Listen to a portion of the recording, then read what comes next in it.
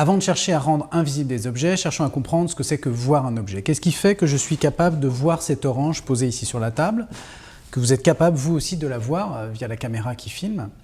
Si je vois cette orange, c'est grâce à la lumière qui provient de l'orange et qui vient taper les cellules sensibles à la lumière qui tapissent le fond de mes yeux. Ce sont des photorécepteurs.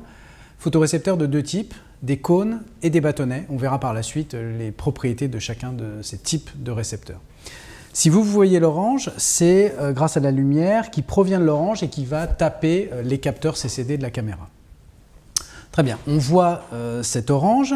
Pourtant, cette orange n'est pas une source intrinsèque de lumière visible, dans le sens où si j'éteins tous les projecteurs qui éclairent la scène, je ne la verrai plus et vous non plus.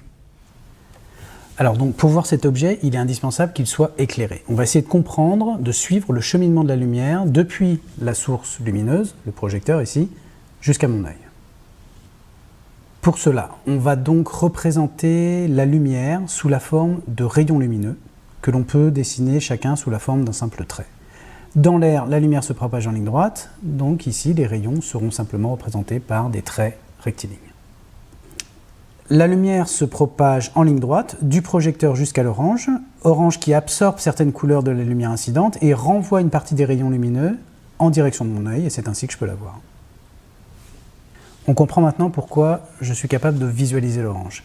Mais en fait, quelle que soit ma position autour de cet objet, je serai capable de le voir, que je sois placé ici, un autre observateur là, ou encore avec la caméra qui a été utilisée pour filmer ce cours. De façon générale, lorsque la lumière est renvoyée par un objet, on parle de réflexion. Ici, la lumière est renvoyée dans toutes les directions. On va donc parler de réflexion diffuse ou plus simplement de diffusion.